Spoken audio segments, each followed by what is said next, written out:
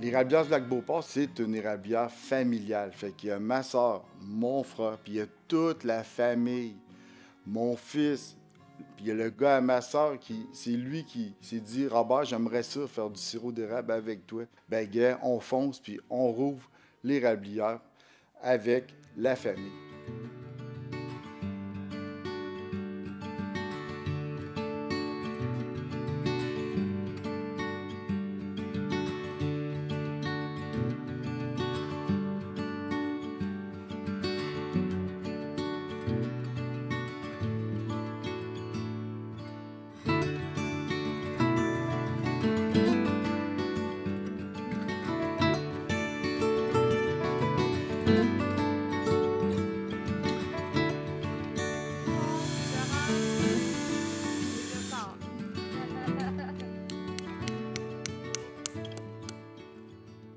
Mes motivations, c'est sûr, c'est de travailler avec ma famille.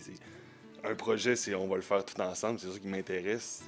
Le projet en tant que tel, c'est sûr, c'est rien. Moi, vu que ma famille est embarquée là-dedans, moi, ça me donne le goût de le faire. Puis, comme j'ai dit à Robert, de faire du sirop avec toi, moi, c'est ça que ça me tente.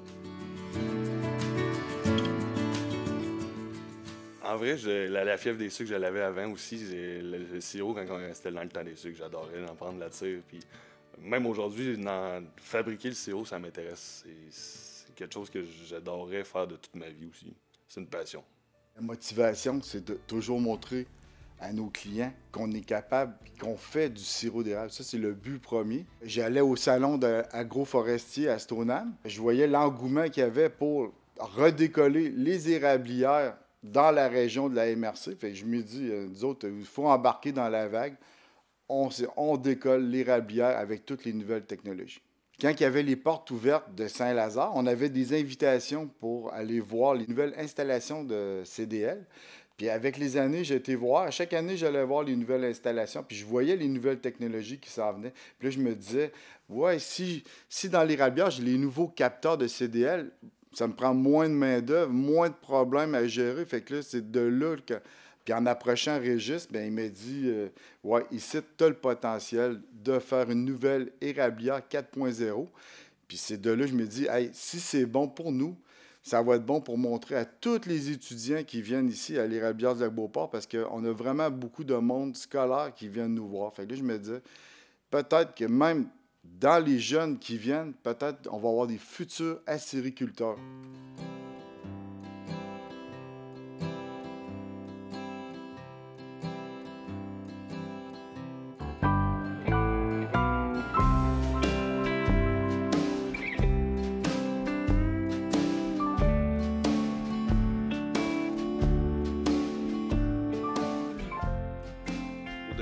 Robert nous a contactés parce qu'il y avait un projet de relance de son érablière au Lac-Beauport.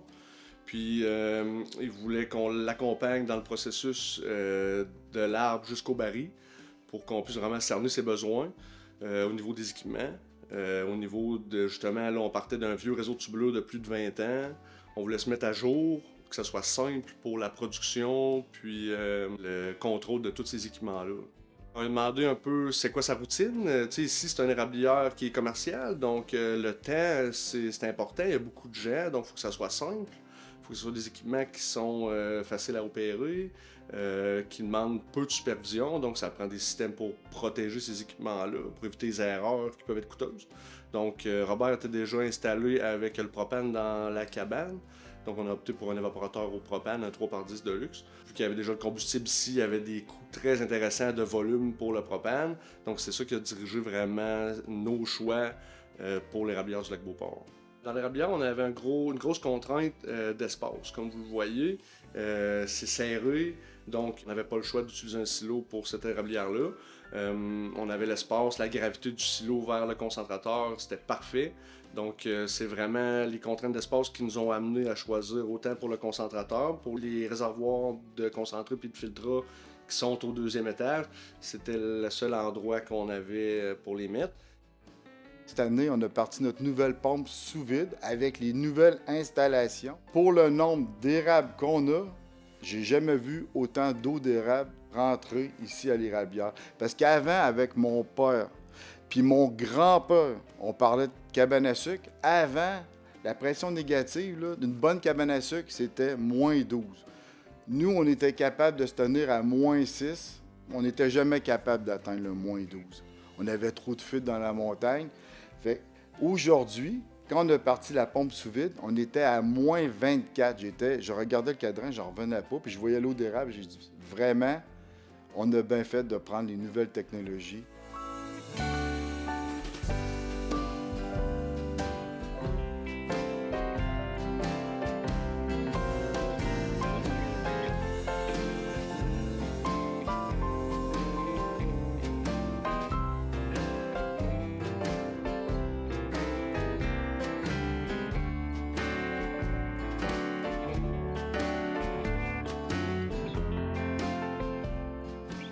Quand on a commencé l'érablière, j'avais 21 ans. L'âge que notre neveu il commence aujourd'hui à faire du sirop d'érable avec nous autres. J'avais 21 ans. On a ouvert ça avec mon père et mon oncle. Puis là, les premiers touristes sont arrivés. Fait que là, on était même surpris que l'engouement pour le sirop d'érable à travers la planète, il y avait un engouement pour que les touristes qui venaient au Québec, même plus que les Québécois, de venir voir comment on faisait du sirop d'érable.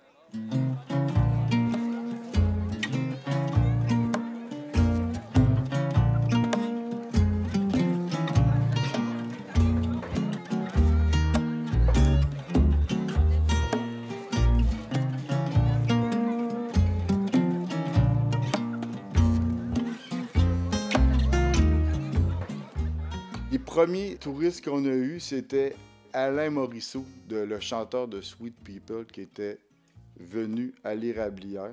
Ça, c'était la première qu'on ouvre. On a déjà un touriste de la France qui vient nous voir. Après ça, on a eu des joueurs de hockey de la Ligue nationale retraités qui sont venus nous voir. Pour la première année, je me disais vraiment, il y a un engouement pour les cabanes à sucre. Dernièrement, on a eu le prince du Qatar qui est venu, puis il avait réservé toute l'érablière juste pour lui, qu'il soit seul avec sa famille pour déguster le sirop d'érable.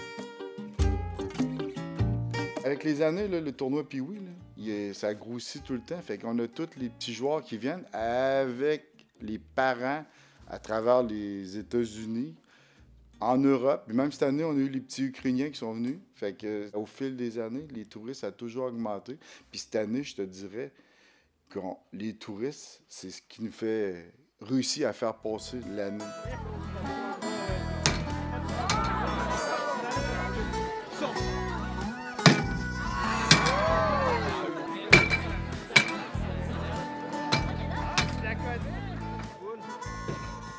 C'est dans le sang des Québécois d'aller fêter le printemps dans les cabanes à sucre. Puis ici, à l'Érablière du Lac-Beauport, s'ils viennent en famille, la plupart du temps, c'est des familles, puis des grosses familles qui se rassemblent. Ils se donnent un point de chute à l'Érablière du Lac-Beauport. Fait que ça vient du Saguenay, ça vient de Sherbrooke pour rassembler toutes les familles à l'Érablière. Puis ils peuvent déguster le repas de cabane à sucre en famille, aller voir le camp du trappeur, venir voir notre musée qui est ici, comment on faisait du sirop d'érable. Ça, c'est pour les familles.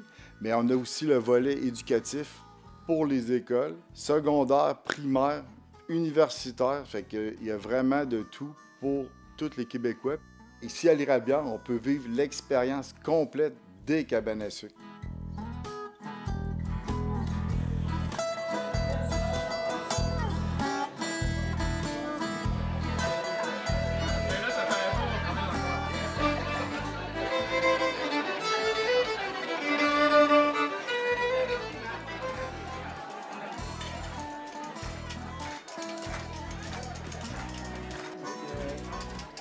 Deux fois la vitesse.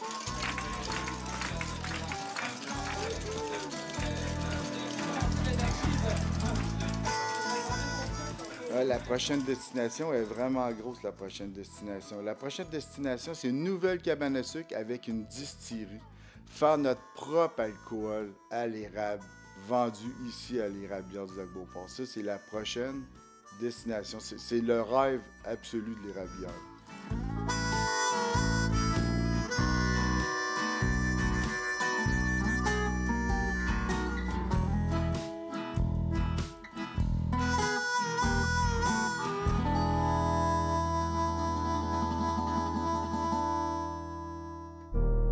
Aimez la vidéo, abonnez-vous à notre chaîne YouTube et activez les notifications.